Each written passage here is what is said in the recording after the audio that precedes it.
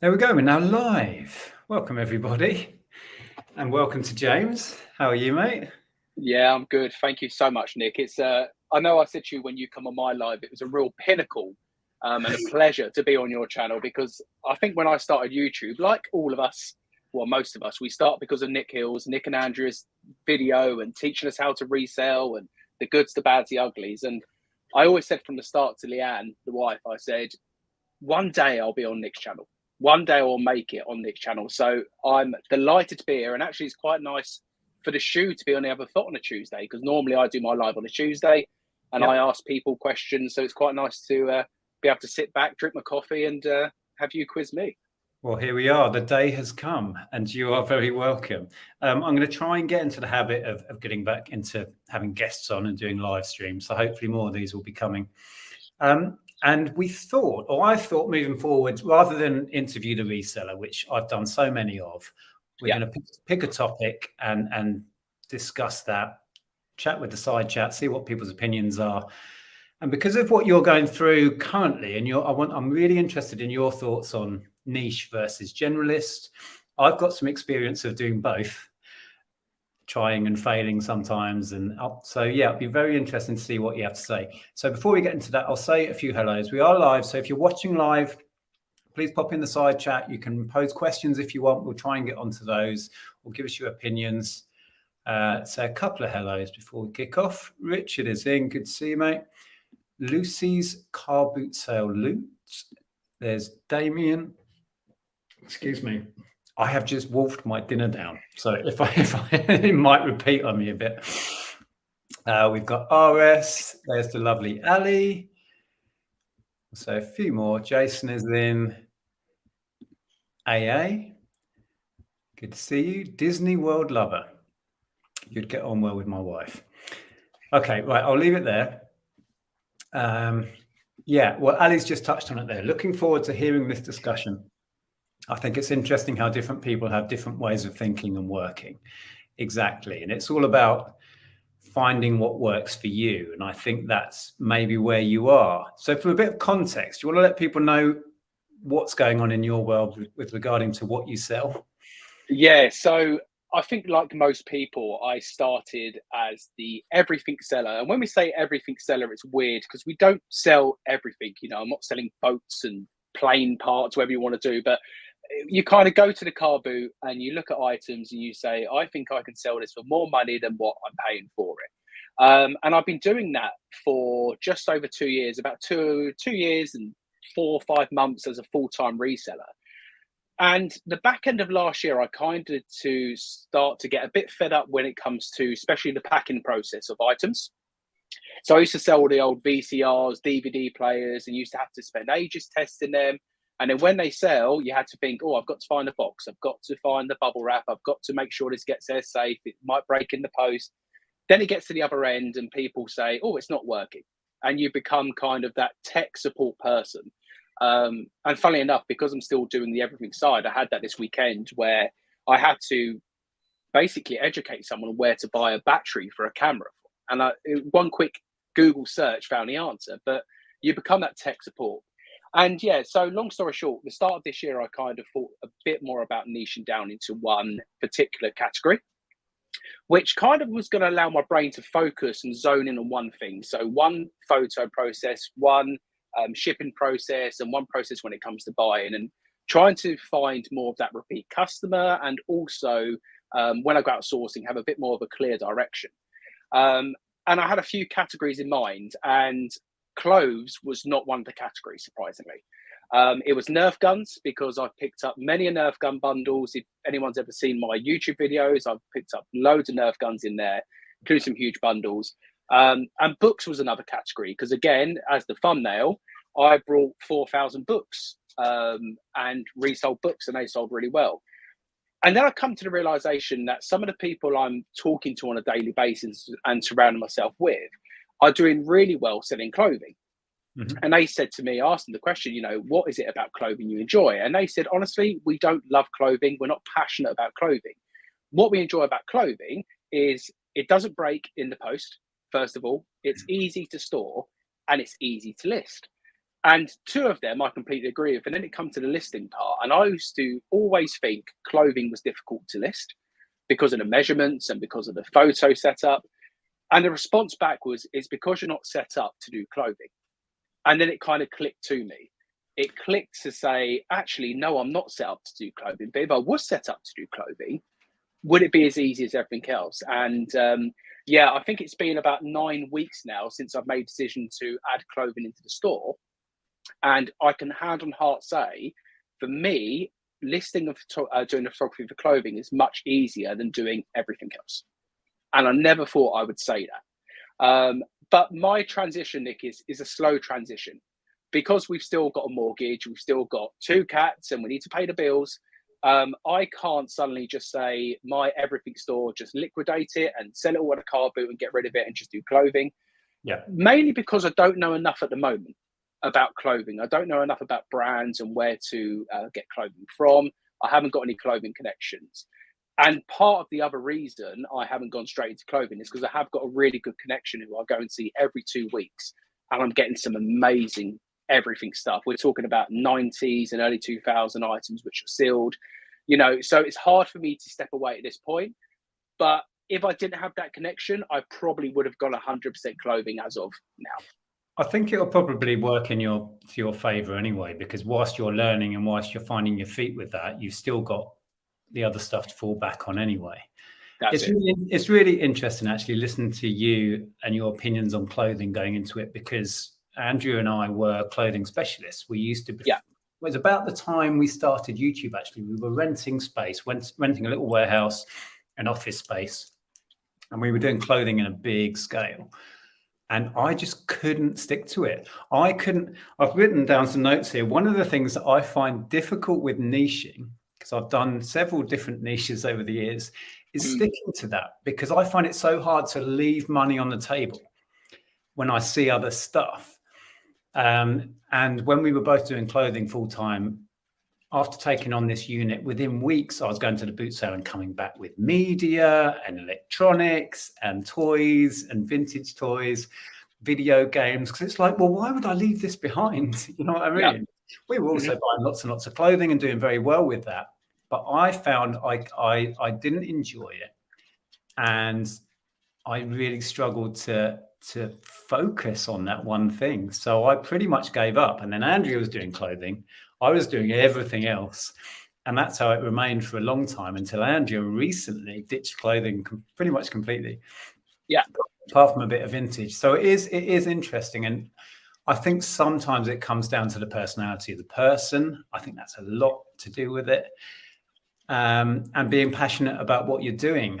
Although it was interesting that you said some of the people you know that do clothing aren't that passionate about clothing. That's fascinating to me. Yeah, it's a real strange one. And when I heard that, I kind of share it, because I've said it on my videos. I'm not the most fashionable guy. I don't go out and think I want to buy all the nice designer brands at the end of the day. But I am passionate about reselling and I'm passionate about making money. Yeah. So I feel you can do something you're not in love with, because I think that also helps take some of the emotion away. You know, I looked at the gaming side, and you know, with some of the gaming stuff, sometimes I pick it up like an N64 console. I'll pick up on Facebook Marketplace, and the temptation to keep it because it's what I grew up with is always there. Every time I get a console, I'm like, you know, is this the one I keep? With clothing, I've got no emotional connection with it, so it's very much listed and it's out the door. But what I will say about the whole niche thing, I'm not foolish. If I go to a car boot sale and I see a sealed GameCube on the table and it's £15, I'm not going to leave it behind. You know, I'm not stupid enough to leave it behind, but it's already clicking to me. I find at the moment, Nick, when I go to the car boot sales, the first 3 or 4 pickups at the moment, I've still got my everything brain on. And then I'll get a couple of bits and I'm satisfied. And then it's a case of, right, clothing. But even at the car boot sale the other week, I pointed out some lawn bowls to another reseller who I know at the car boot, and they were £10 and it's potentially into £100. And 3 months ago, I'd be pushing them out of the way to grab them. Do you know what I mean? So already it's starting to click that this is not your thing anymore, you know, so leave it to someone else to deal with.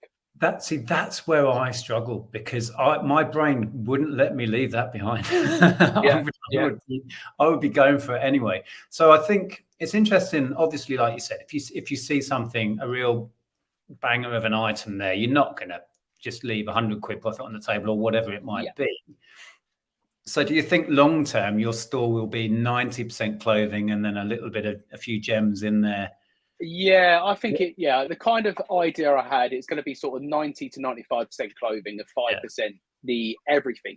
But the everything's going to be small. So you'll never see me again pick up a big printer or a VHS player, even if it's £10 into 300. I don't want to deal with it.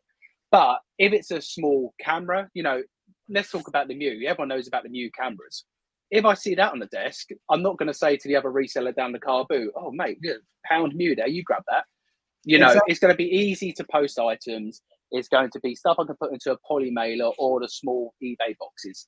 And that is it. I don't want the large boxes. I don't want all the packing supplies. I don't want loads of bubble wrap. I'm over that, if that makes sense. I've hit the point where I'm over it. So, I admire your forethought and your vision, and because I'm not very good at that. I'm kind of a go with the flow kind of guy, and you know, I love that you strategize about things and you've thought through all of this. It's great to see. Very similar to Mel. We were talking about Mel before we went live, and she's very much like that, strategizing and doing all of that forethought. I'm a kind of wing it kind of bloke anyway, so I struggle with all of that. I'm just going to highlight Derek there. Hi, Derek. The main issue I would have with niching down is not finding enough stuff and also being able to walk past stuff I know sells. Well, that was my downfall.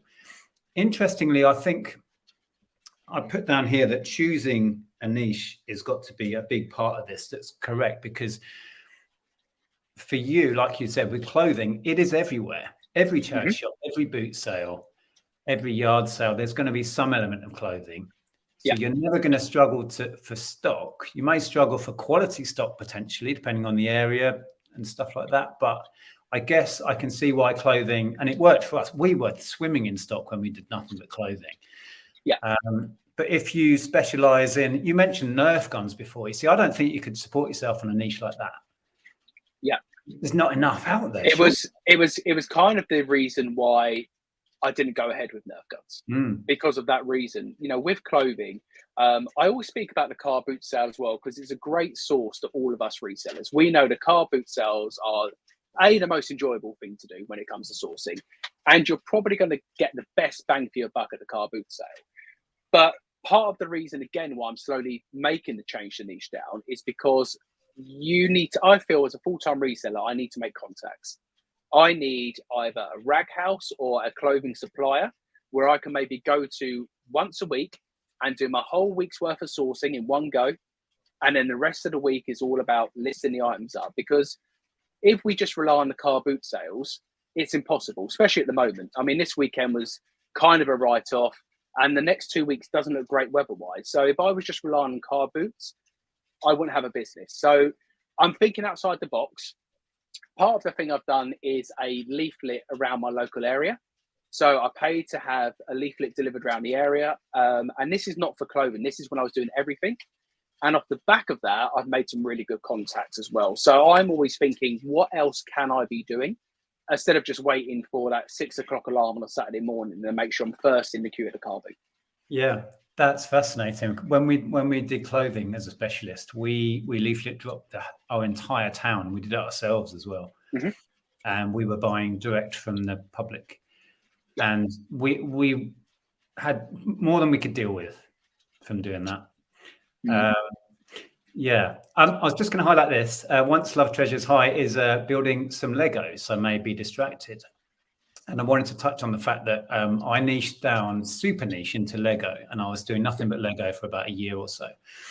And what I learned through doing that about myself was that I got bored very quickly. So that was an issue, but that's a personality issue for me. But the positives that came out of that, and some of the things I wrote down as the pros from niching down, is you become a destination shop. As in, hopefully yours will grow. You'll get a reputation for having clothing. You might have multi deals on buy one, get one half price, or whatever it is. And you build up a reputation and return custom. When we did nothing but Lego, our return custom rate was huge.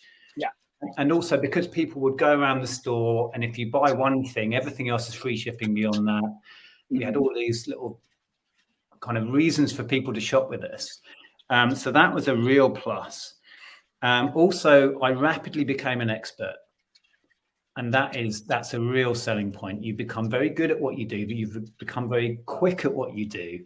We were also able to buy Lego, volumes of Lego that other people weren't in the market for. Like I had a camper van at the time. We drove all the way to Dudley to pick up a collection. It filled the entire camper van. So that was thousands of pounds worth of Lego. So because we were able to buy in that much volume, we had very little competition. So if you expand what you do, you might find you're in the market to buy out people, to buy massive job lots. And it really works in your favor. So those were some of the pros. I don't know what your thoughts are on those. Yeah, so I agree with what you said about that repeat customer. That repeat customer thing is huge. And in the store, I think I've got now about 240 clothing items listed. Currently, obviously, I've sold stuff in between, but I tried something yesterday. Someone brought a All Saints t-shirt in size medium, and I know in my store I've got another 4 All Saints t-shirts in medium. So I replied back to him straight away and said, thanks for the order. Just to let you know, I have another 4 of these All Saints shirts in stock in your size. If you wanted to get anything else, it would be free shipping because I can fit it all into one parcel. Yeah. And the guy went ahead and brought another shirt. So it's very unlikely, as an everything store, someone's going to buy an All Saints shirt, a Nerf gun, a DVD player, and it has happened. Don't get me wrong, but I think that repeat customer base is critical when you become a niche seller. So it's not just a one-off sale; they could turn into people who follow your store and constantly buy from you.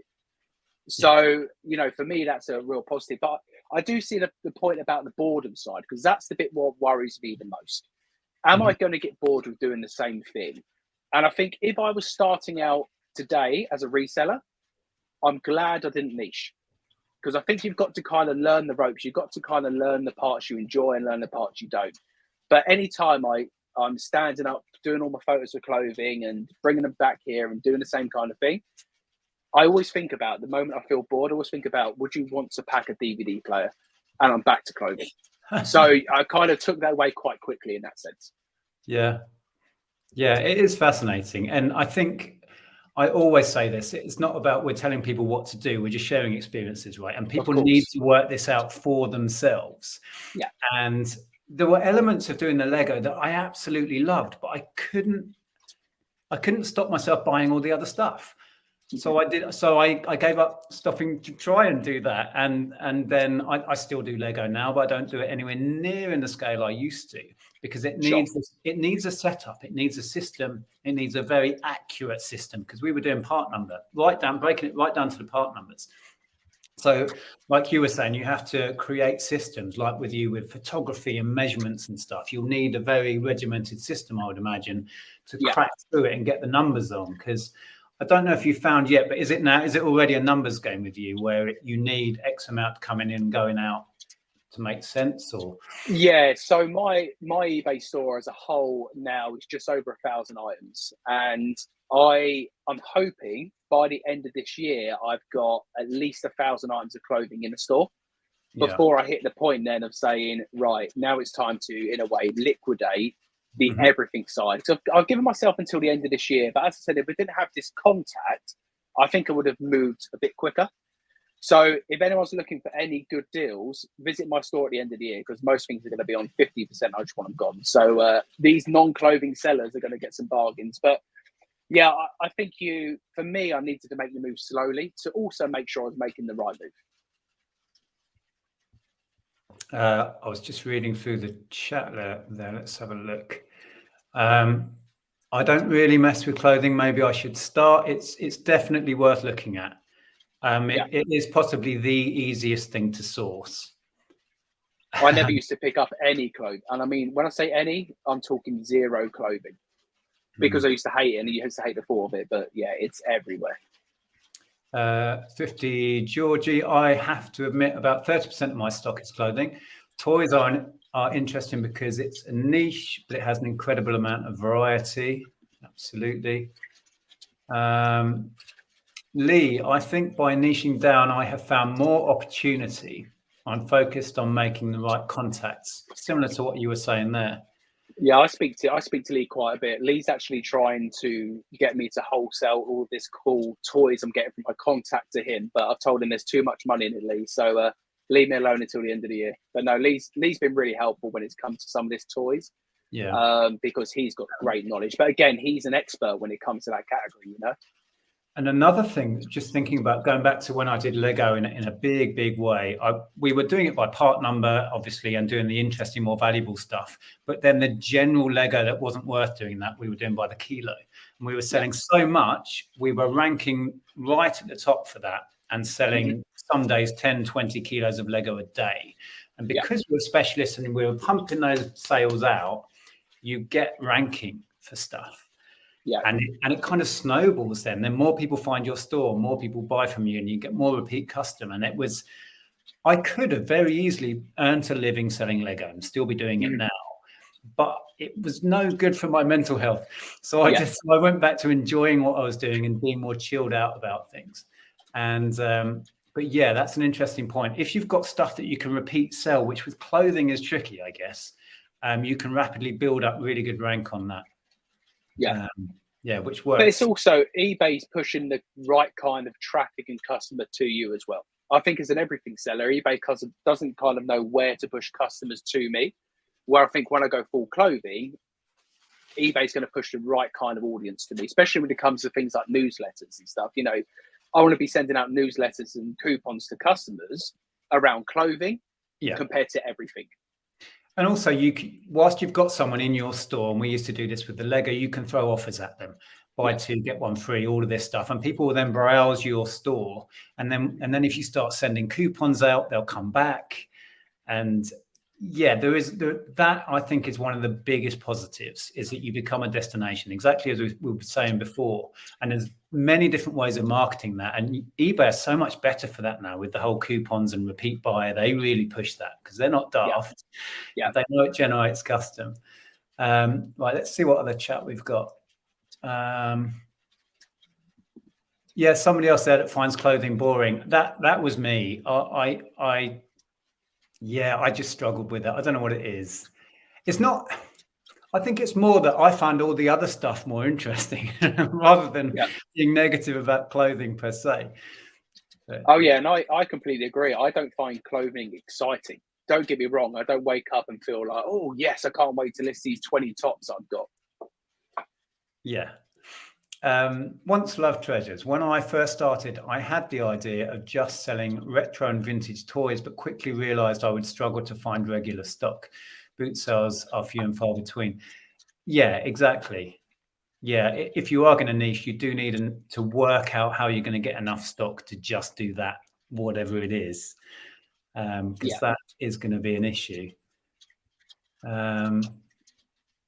Here's one for you. What do you think about narrowing your niche down further, like a specific clothing brand? Would that be profitable? Yes. So already I've niched it down slightly further because I was going to do men's and women's, and I can tell you now I'm sticking to just men's. Some of the women's clothing items are a nightmare to photograph, and also when it comes to the item specifics, I don't know enough about it. So I've gone to men's. Right now, I'm kind of open to doing men's tops, jumpers, jackets, and some jeans. But again, even with the jeans, only the really profitable jeans, like the Levi 501s I'll list up. I'm not interested in listing up any, high street or Tesco jeans in my store. Again, because of the photo process, it takes so much longer. But I have thought about maybe just doing, sportswear or football shirts or whatever it may be in the future. So maybe in the future, it might niche down even further. But I think right now I'm kind of exploring what parts I'm enjoying. And I can't get enough of one certain thing at the moment because I haven't got the right contacts. Yeah, I instantly thought that would be the issue. It is volume if you're going to get super niche. Yeah. No matter what you're doing, if you really niche down, where are you going to get that stock from? I guess is the issue. I was just looking down at being a generalist, what I happened to think about while I was packaging earlier. The pros for that, as I see it, is the fun factor. I never know what I'm buying and selling from one week to the next, and I love that. I think I'm a little bit, scatterbrain, and I have to amuse myself and be interested. So that's why that works for me. When I go out sourcing, I have no clue what I'm looking for. I love it when I got to a table and people say, "What are you looking for?" And I go, "I don't know." Literally.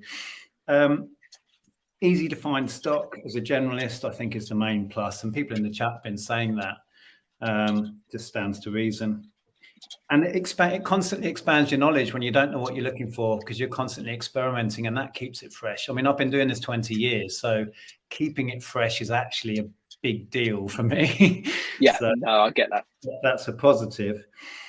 Cons for me, maybe negatives from being a generalist. It's easy to buy too much. I've fallen into that so many times. You find me one reseller, whether you're niche or you're a generalist, who doesn't buy too much. We all do it. The shopping's the fun part. Let's not kid ourselves. Yeah. And interesting, I put here, and this ties in with what you were just saying, that my store has no identity. Mm-hmm. So people aren't going to necessarily, we do actually have crazy amounts of people following it, but that's because of YouTube, not because of necessarily what I sell.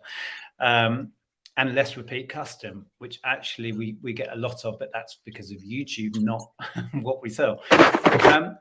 So yeah, let's see what other chat we've got. See what opinions we've got coming in. Richard says, I have sort of niched down from where I was 6 years ago. Still sell anything, but I tend to only pick up smaller items I can pack in under 5 minutes. Right, interesting. Gone are the days of me picking up VCRs. What is it about VCRs? Has everyone gone off VCRs? I was going to say, if you want to niche down to VCRs, it sounds like it's a good time to do it, because no one wants to pick them up and do them. The market's wide open. The funny thing about that was, last time I was down at my parents', my dad wants a video player. And I'm like, before we moved, I cleared all of that stock. I said, you could have asked me a few months ago. I had a pile. Yeah, of course. It's always the way. Steve, personally, I'm attention deficit. I think I'm on that scale somewhere. I'm doing this because I enjoy it, so I have to do general random. Yeah, that's kind of what I was trying to say before. I think personality-wise, you really have to be very super focused and business focused. You touched on it before, that it's a business decision, right? And if it works business-wise and that's enough to keep the interest peaked, then that's ideal. Yeah, see, for me, it's the word emotion. I had to take the emotion out of my reselling to make it into, or to try and make it to where I want to be. You know, I have aspirations to really grow. We have aspirations for Leanne to come and join the business when we have children. So we have lots of plans. And the only way I can visualize doing that is to be super focused into one niche. You know, because I agree with Steve. You know, I've got that personality. Don't get me wrong. If you watch any of my YouTube videos, you'll see me. I still pick up these big Star Wars toys, and I love all this cool stuff I'm getting from the contacts I've got. You know, all this cool stuff comes in, and I'm like, this is amazing. Look how cool this Spice Girls doll is, sealed from the 90s. I still have that excitement like everyone else.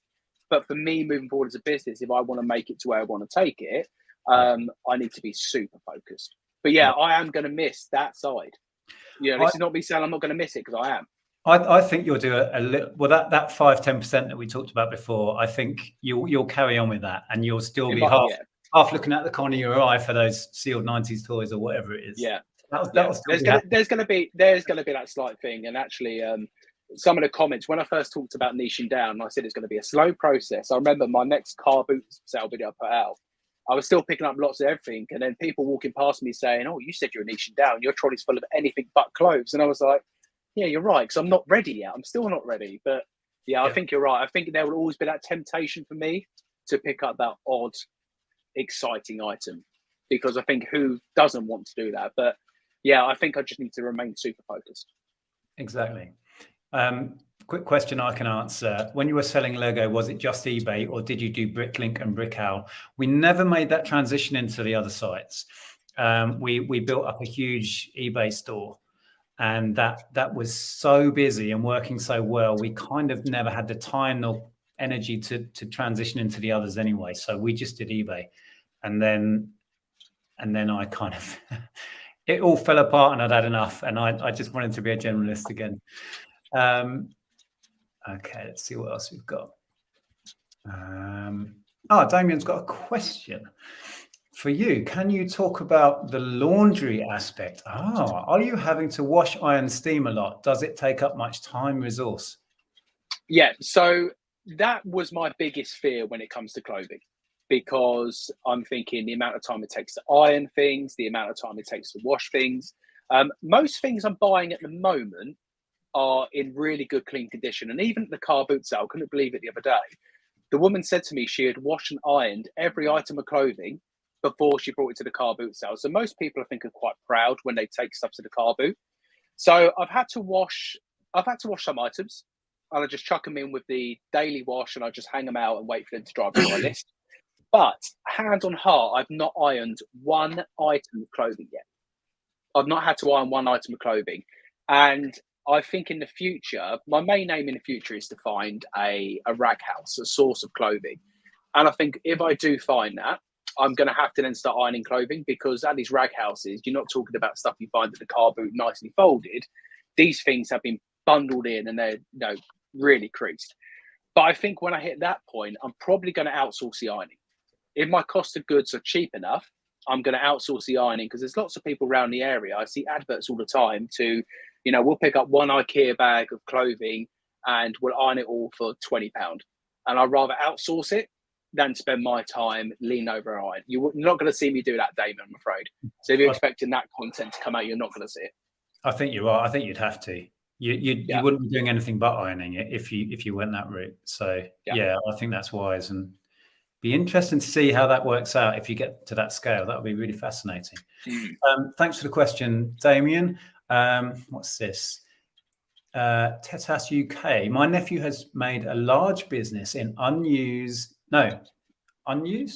maybe, Lego figures, where he has now given up his job to build the company more. That's amazing. Incredible. I love stories like that, Nick. It's so inspiring how just some Lego, you can just make it a business. We have no plans to do bricks and mortar again. I never say never to anything. But yeah, I mean, I was a shop owner for like a decade or whatever of my life. And believe me, that was probably long enough. So I doubt it. Do you miss any parts of that, Nick? What would be the sort of one part you do miss? Is it the interaction with people coming into the shop, or what is it you missed? Or do you not miss anything? I miss it still enormously. Okay. If I'm perfectly honest, I miss owning a shop, having a physical place, and I miss the people. Yeah, the people were the reason that it was amazing, and the people were the reason it was hard work. Yeah, both sides of the same coin. But it was, I loved it, absolutely loved it. And if it weren't for certain things like the break-ins we had and a lot of the stress, I'd still be doing it, I think. But now we've got the best of both worlds, really. We're still retailers, but we don't have the stress. Yeah, so, no, I get that. Yeah. Hi, Neil. Hope you're well, mate. Let's see if we've got any more questions. Well, I nearly said to you, when you were talking about the laundry, I assume, do you do the whole, you pick one of the first things you do is sniff at a stall? Yeah, you got to do the sniff test. And actually what I do, I bring it home, and sometimes you can tell. Sometimes I bring an IKEA bag home, and then you walk in the shed and you're like, okay, maybe that's the clothing stuff, and that'll go in the wash. I mean, to give an example, I picked up a whole huge bag of cycling jerseys the other day, and she was like, look, my husband's not that skinny anymore. You can have the whole bag for £8. And I think there's about 29 jerseys in there. I was like, okay, I'll take them. Pick that up, and I thought, buy the lot. You were looking at it and thinking, I thought, just buy them, and you did. So they went in the wash because, sportswear, cycling, I thought, they're going in the wash. Anyway, they've been washed, and then I hung them out, and I listed my first 2 of them at 4:00 today. They went up, and 2 have sold already. So it's obviously cycling jersey season. But again, for me, it's learning that, if I see cycling jerseys in the future, maybe they're worth picking up. Where if they didn't sell, it's kind of £8. You'll get your money back on some of them anyway, and then you learn from it. So yeah, that kind of thing has to go in the wash. I don't even sniff them, to be honest. Yeah. Yeah, thanks for the question, Nick. Yeah, you were talking about cigarette smoke. Yeah, and that's a hard smell to get out of stuff. Even with hard goods. In fact, even worse with hard goods because you can't stick them through the wash. I've had some horrendous stuff that I've just given away because I think I'm not. That's just going to be a problem if I try and sell this. Yeah. Absolutely. Okay. See, Neil's an interesting chap because he's very niche with photography, cameras, etc. What's he say there? Stock for niching is no problem. I'm drowning in stock. Yes. What Nick says, you can be specific about what you buy. Yeah. And you have great joy at auction. And yeah, it's a great niche to be in. And Neil is so passionate about what he does. So and he's got the knowledge. I mean, Neil's helped me out tremendously with the camera side because I used to pick up lots of cameras, and I still will, as I say, from time to time. But he's been a great source of help as well. But again, it's coming from someone who does it day in, day out, and that's how he's built up his knowledge. So yeah. Well, Neil was local to me, and the last Mew 2 I sold, he was kind enough to give it a once over and give it a test with film and everything, and showed me what to look for. And yeah, such a nice bloke. Okay, what else have we got? Jake's saying there, question, do you look at collector cards, Pokemon, football cards? I do a little bit, and that's a great niche. And I did used to do a lot of trading cards while we were doing eBay and the shop. I used to have folders with tens of thousands of trading cards in. We'd buy collections over the counter, split them down, do them on eBay, do them over there. So I was almost niched into that. But again, the boredom thing would have got me. I know a few people who do cards. It's a great market, the card market. I mean, I know one guy who collects football cards, and he rarely sells them. But he collects them, he sends them off for grading, gets the grading back, and that's kind of his retirement fund. He's looking at that to say these cards are just going to increase in value, so I'm going to keep them until the end of the eBay days, and then look to sell. But he sold one the other day because the market slightly changed, and when certain things happen with like football players, there's a right time, he was saying, to sell, but you need to be in the know all the time with that. 100%. It's like the question of sport. Did you get in on that with the? I've got one still with the Tyson. That's it. Yeah, because the price of that plummeted. I think it's still okay, but there was a point for some reason when it was right up here, and you had to sell them quick. And I'm one of them who's holding it at the moment for the future, the Tyson card. But yeah, with regards to Pokemon cards, I had the original Pokemon cards growing up. I had the whole set of the original 99 Pokemon cards. And my mum and dad sold them at the car boot sale for I think about £5 back in the day. So never forgiven. We've all got those stories, mate. You're not alone. Don't worry. Yeah, it hurts. Neil, going back to Neil, says being niche allows me to command a higher price as an expert in my field. That's interesting. Yeah. Shopping is definitely the fun part, though. Getting the money is quite nice too. It is. Yeah, I love the ka-ching and I love buying it. The bit in the work. The listing of photography part is not the fun part, but you're right. The ka-ching's more exciting than the shopping, isn't it? Really, because that's what we're doing it for. Yeah. Monty Explores, welcome. Many years ago, niched in postcards. That's a wonderful market, really is. And first day covers, but got no traffic on any listings for them nowadays. Well, I do know somebody who's full-time postcards and does okay at it. Does really well, actually. So I think there is still a market. But yeah, I've bought a few collections in I've got a little collection I need to sell off, actually. What's great about that is they're super quick to list. Picture front and back, right? Description, you don't really need much. And then shipping in an envelope and off it goes. It's what I love about media. What have we got here? Lucy's car boot sale loot. I'm opposite to you guys. I'm already in a niche of toys, but I'm looking at toys I don't know anything about to expand my knowledge, but stick with toys. Yeah, just keep learning. Yeah. Are you enjoying that aspect of it, the learning part, actually, now? Yeah, I am, but I get the stress with the learning. because there's so much you have to do in your day to day, especially doing eBay and doing YouTube as well. Like my days are full, but I need to find more time just to go and learn. And sometimes I'll go down to the local charity shop down the road and I'll pick up a few things, but I mainly go in there just to start feeling the clothes and feeling the materials and looking at brands and looking things up while I'm in there, just to expand that knowledge. But I came to a realization the other day that you don't need to know 60 or 70 brands. You could pick up 10 or 15 brands and you can just constantly pick up the same kind of thing.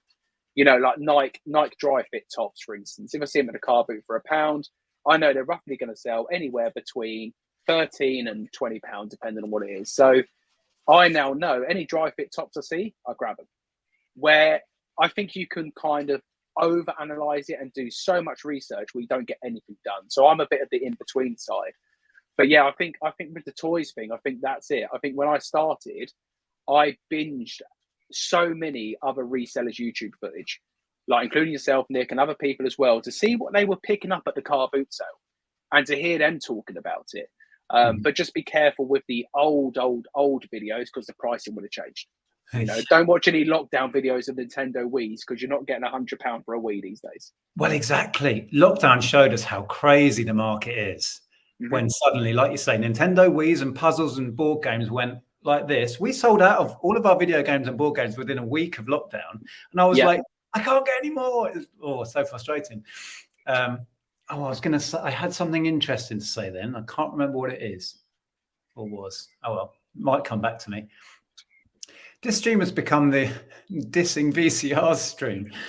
When I did pick them up, I found have a high failure rate. This is true, to be fair. Too mechanical with lots of parts to fail. Yeah, or they've got video stuck in, or they've gone into safe mode. I've had it all. Yeah. Jason is an expert at nothing, but know little bits about lots of different fields of goods. That's me. That's me. Oh, I know what I was going to say. Listening to you talking about knowledge with clothing, I remember when Andrea and I were going out trying to buy nothing but clothing. We very quickly learned how to spot quality. You don't need to know a brand sometimes. If you can just look at the stitching, look at the labels, you get a feel. Is it Italian? Oh, hello, that sort of thing, right? And you quickly learn what quality is. And then if it's a couple of quid, you take a chance on it. You're never going to lose that £2 if it's quality. Yeah. So we used to experiment just by getting a feel from literally a feel for something, the quality of the stitching or the material, whatever it is. It's amazing how quick, even me, who I just threw a t-shirt on, I don't care about clothes, but quickly I realized how to spot quality. And it's the same in most niches. You quickly learn that stuff.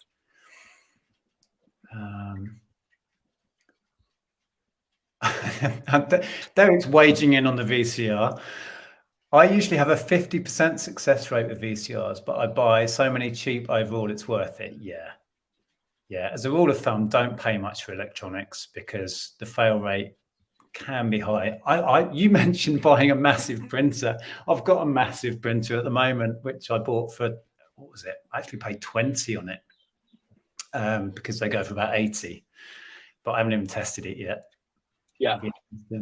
The last big printer I got was off the side of a road, and it did work, to be fair. And it did, I think I sold it for £180. It's one of them big brother ones.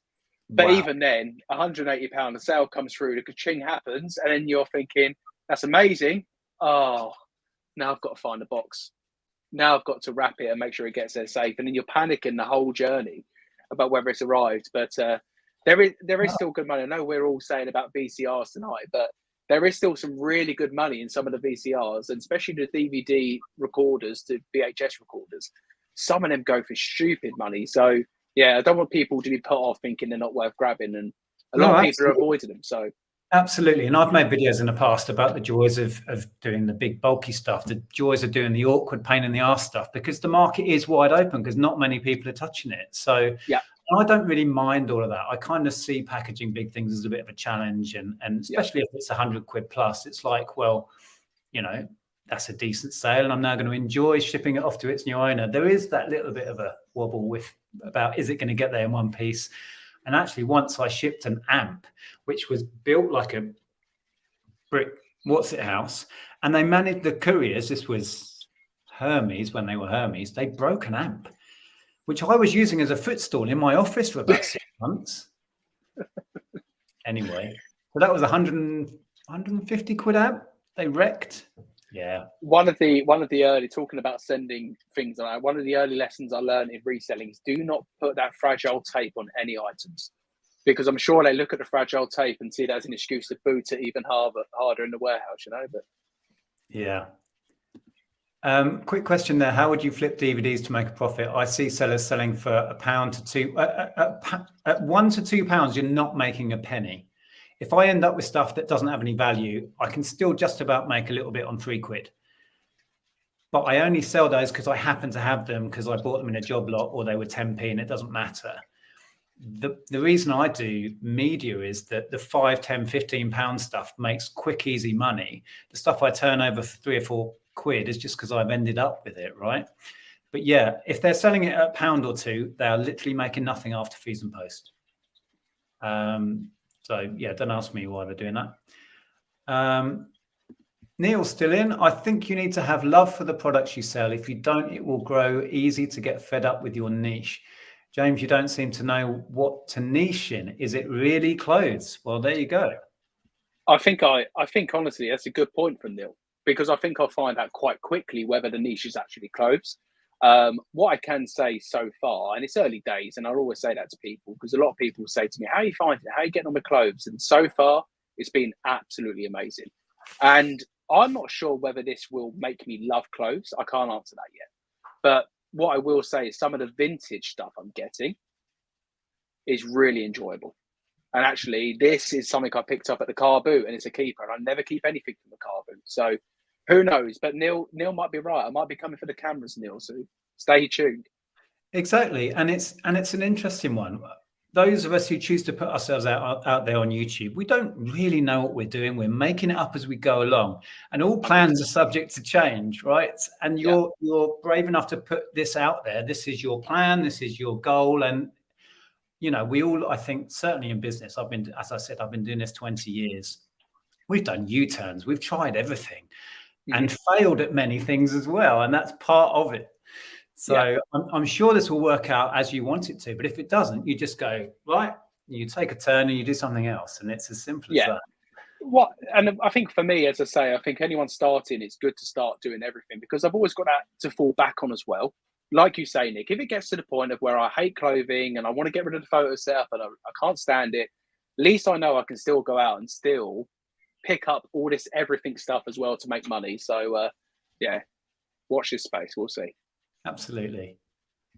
Good evening, Kirsten. Good to see you. Curated V.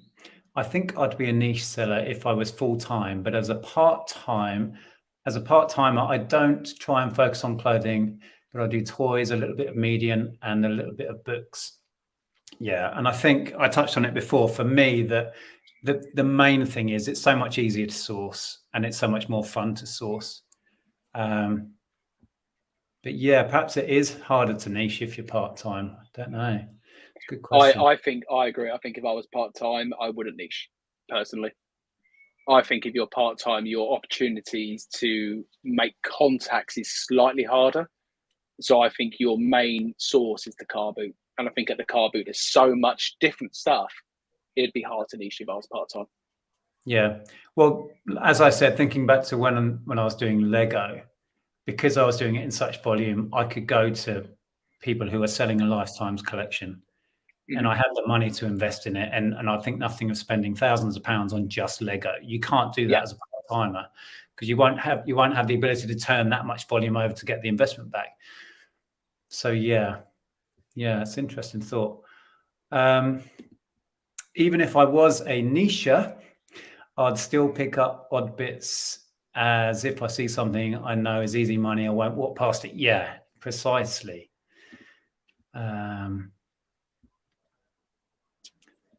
Right. Let me see if I had any more notes. I'd say while I was packing earlier, I was thinking of things to talk about. I think we've touched on all of it. Yeah, I think so. How long have we been going? Oh, 10 minutes off an hour. I see the luxury pickers in the chat. They've been a real good source of help to me as well, because they are clothing, and they know their brands, they know their stuff. They talk a lot of details about materials and stuff as well. But not just that, they've been quite supportive over things like Instagram. You know, voice noting me when I've asked them questions and spent some good time, basically offering that hand of help. And that's what I will say about the reselling community. You do get the odd negative person, like in anything anyone does in life, but 99.9% of this resale community is so helpful. And I've had people reach out to me to say, if you've got any questions whatsoever, anytime about clothes, drop me a message. Always happy to help. So, you know, you can really kind of, for me, when niching down, I'm kind of watching different content now that applies more to me. But yeah, I just wanted to, I saw they were in the chat, and I just wanted to shout them out because they've been a big help. Absolutely. The community itself is a resource of knowledge.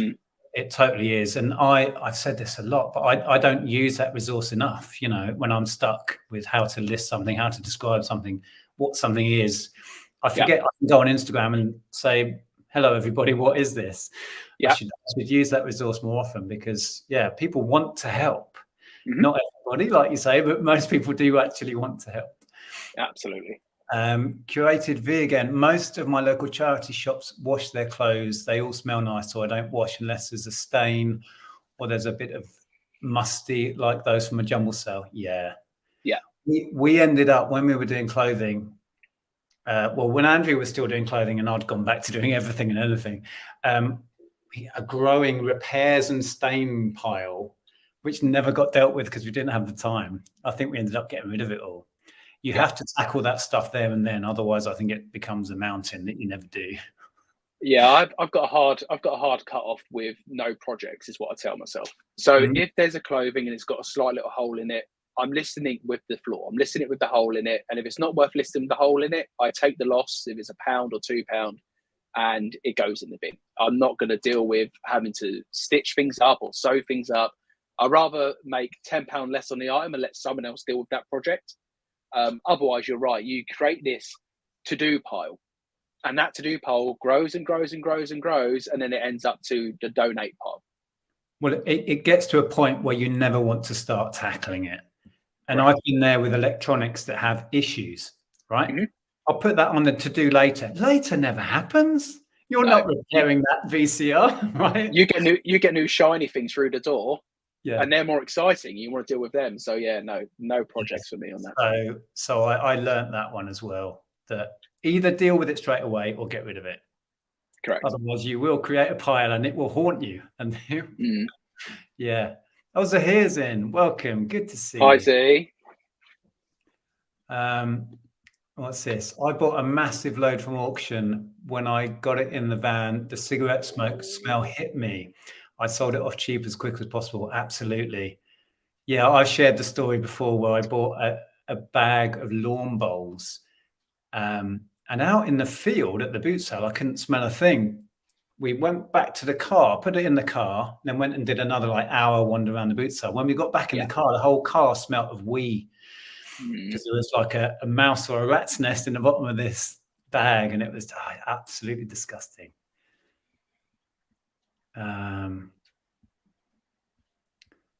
Speaking of smells, this is Damien. I have a leap pad. Oh my goodness, leap pads. I used to sell loads of them that I picked up that stinks of marzipan. Wow. It's obviously kids' fingers, isn't it, from eating food or whatever? It must be. That's very odd. If I didn't like what I sold, I would definitely miss the treasure hunting, I think that says. Yeah. Oh, there's the luxury pickers. James, do you think you'll ultimately go down the bulk wholesale path? Well, you touched on that a little bit, didn't you? Yeah, I personally, these wholesale companies online are personally not the route I want to go down to, especially at this point, because for me, it's all about learning. And I think that for me is like a gamble. You know, you're ordering you're ordering a mystery box of stuff. You don't know what's going to arrive.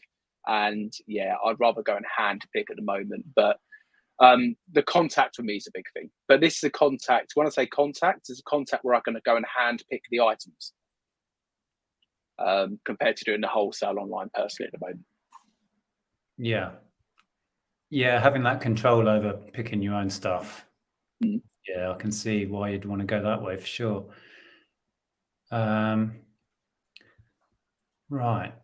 Well, we'll probably keep going for another 5 minutes or so. I'm going to try and see if there's any more comments or opinions I can highlight.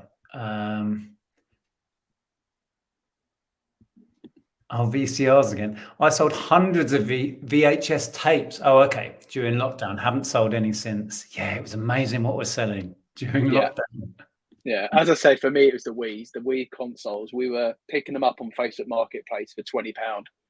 During the time of, I remember the lockdown videos, Nick, where someone reported you for doing a doorstep pickup. So during them times, where you used to have to put in an envelope and leave it on the doorstep or post the money through the door, we're picking up Wii's for £15, £20 for big bundles and selling them for £150 overnight. And back then, you used to think, I've cracked reselling. You know, this is it. And then lockdown finishes, and then you realise, oh, okay, Wii's aren't worth picking up. Yeah, it was amazing. The price of Mario Kart Wii went through the roof, didn't it? I know. I think I was getting like 50 quid or something for a Mario Kart and a wheel or two. I've got one now, Mario Kart with 4 wheels. I can't sell for 30. No, you'll struggle. It's crazy. Okay, what have we got?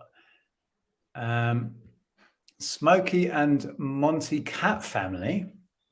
I'm really enjoying getting into the buying and selling. Just seems limited places to get the secondhand stock from. Need more boot fairs. Do you ever buy at auction?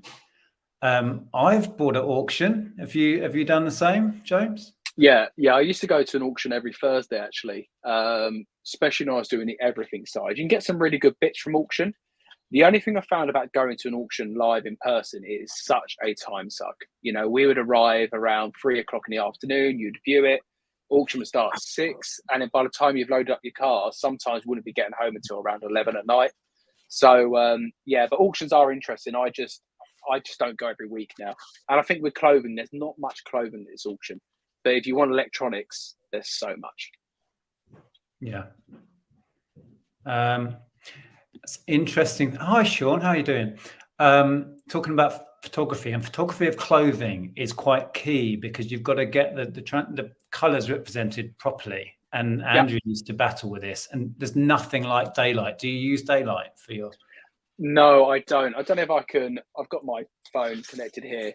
I am going to actually do a full video on photo setup, but I use this. It's basically like a plywood board. With some of this, it's basically underlay from IKEA on a grey background. And then I've got my 2 big lights here and some 2 smaller lights at the bottom. And I do everything on there. And I get quite good colours, but you're right, nothing beats daylight colours. I think it's difficult in the UK because the weather's so hit and miss as well. But yeah, no. So I use 2 big lights and 2 small lights and then do it on the grey. And I find the colours are pretty spot on, to be honest with the clothing. Yeah, Sean was saying he struggles with certain colours. Yeah, I remember Andrea struggling with certain colours coming out differently. Yeah. Okay, let's pick out a few more before we wrap up. Thrifty Georgie, it's great being in a job where if you don't like something, you can change your mind and go into something else. Absolutely. Yeah. And you sometimes have to have the wake-up call, I think, as a reseller. I had it last week where you have them days where you're just like, oh, do you know what? I'm not in the mood. I'm not in the mood to list items. I'm not in the mood to research items. I've got this massive death pile in the shed. I don't even want to look at it today. I'm just going to pretend it doesn't exist. And then it kind of hits you and I say to myself, like, this is crazy. This is what I do as a job. I haven't got anyone to report to. I haven't got a boss I need to check in with and tell them what I've done today. And the joys for me of working for yourself is your efforts determine how much money you make. When I worked in recruitment for many years, I felt I was putting in more effort than I probably needed to, but you weren't getting the pay rises for that. You weren't getting your manager coming up to you and saying, here's an extra £200 because of all your hard work last week. Whereas eBay does reward you with that, I feel. So yeah, sometimes I do have that realization to be like, this is amazing. This is what we do as a job. We sell other people's rubbish on eBay to new people who want to rehome it for whatever reason. So yeah, I think sometimes, and George is right. Yeah, it's crazy. Yeah. I've said many times that every now and again, I have to remind myself of the why, as in, why am I doing this? And there's many reasons. But also not having a boss and not having a clock in and clock off time.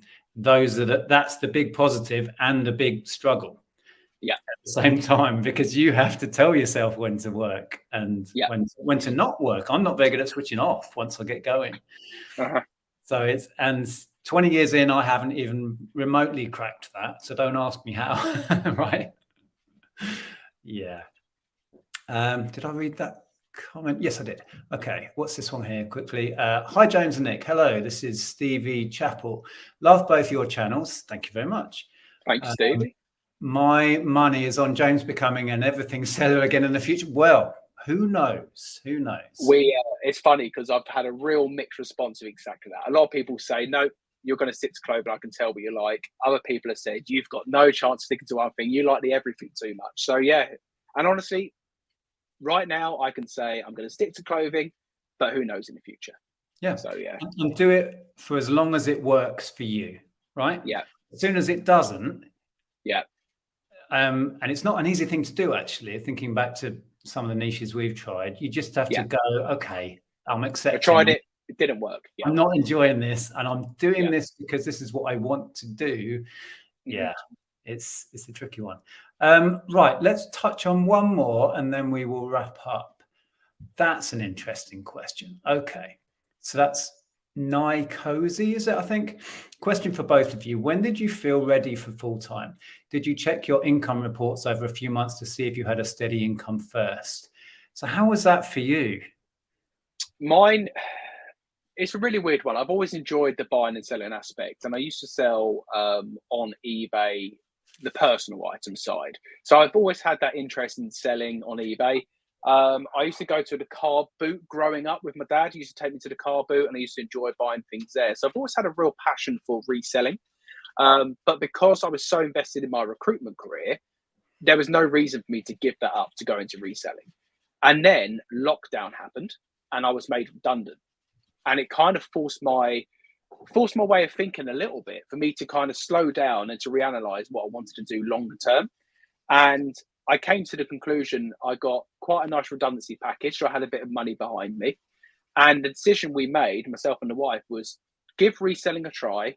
And you've got basically 6 months. And if you don't earn anything for 6 months, you've got 6 months worth of redundancy to pay the bills.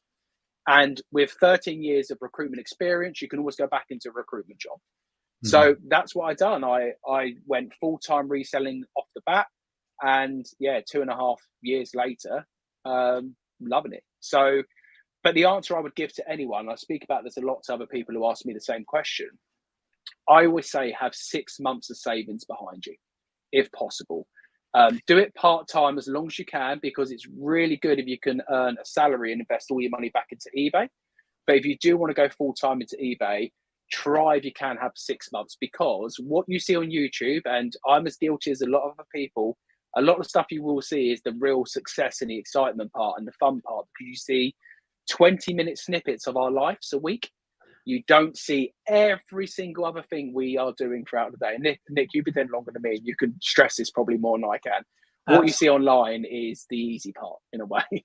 Yeah, it is a little glimpse into somebody's business. Doesn't give you like a boot sale video. You don't see the half-hour drive there. You don't see the all the stalls that you pick nothing up at. You don't see all of the crap. You just see that, oh, I found a Mewtwo for £1. That's all you take away from it. Definitely. What was the question? I had some things I was going to say. Oh yeah, about going full-time. For me, and I think you touched on it, it's about doing it part-time and learning the ropes. Yeah. And then the one thing I always say to people is just be honest with yourself, right? About the finances of it. What you need to get out of it will be different to what I need, to be different to what James needs. What do you need to make? and then run some experiments in your part-time. How many hours you're putting in, how much you actually make in profit. Forget turnover. I hate people talking about turnover. Yeah. How much did you make in profit, and can you scale that up? And then just be super honest about how much you need to take out of it, because the answer may be no, I can't do this full time. That may be the answer, and be prepared for that to be the answer. For me, I was doing it part-time while I was still in the police force. I'd switched to civilian side of police force, and I was working in the fingerprint bureau, hating my job, looking forward to the weekend and going out boot sailing and loving my life when I was doing that. And I did that for about 6 months to a year, and I built it up to a point where it was still a huge leap to leave a career. I could have been in that for life, to sell on eBay, which in 2001, 2002 was kind of the wild west of reselling. But we did it. But I had built it up, and I had a certain amount of confidence that I could make enough to pay my rent. I didn't own a house then. We were renting, just had a baby. Andrea just left her job at Amazon. It was crazy looking back at it, but we'd done enough. Interestingly, we had no money behind us, but we'd built the business up to a point where we could see we could do it, and we felt confident. So that was our story. Anyway, I think the point you just made there is really important as well for anyone to know. It's really difficult not to focus on what everyone else is posting about what they're earning. So a lot of people will post online about, this is my 90-day, this is my 90-day, this is what I've done, but you don't know the ins and outs. You don't know the cost of goods. And also everyone's lifestyle is different. There's some people who need to earn £100 a month to be okay and just get by on that, and they're happy to do so. Some people need to earn £5,000 to match their lifestyle. So yeah, it's really difficult not to compare yourselves. But try not to. It's your journey. You know what you need to make. Work it out from your perspective, and it doesn't matter to anyone else what you make. That's what it comes down to. Yeah. That's why I try and stress the being honest with yourself about what you need to get out of this, and work it out for you. Forget what everyone else is doing. Yeah, absolutely. Okay, I think we're going to wrap this up there. I know I've not answered a lot of questions or read comments. I can only apologize for that. I will do this again soon. I've got a few people that I've mentioned this to, so we'll get some hopefully really interesting guests on and pick some more topics.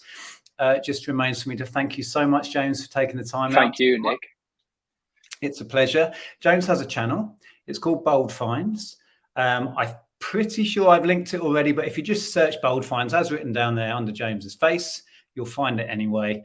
Put out some great content. I've been enjoying your boot sale wandering around videos. Yeah, they're good. So please go and show the channel some love. And yeah, we will see you all again soon. Cheers, James. Thank you, Nick. Thank you all for joining in. Right. We are done. Take care, everyone. See ya. Give us a thumbs up on the way out, and go and check out James's channel. All right. Cheers, guys. Likes are free. Yeah. Bye.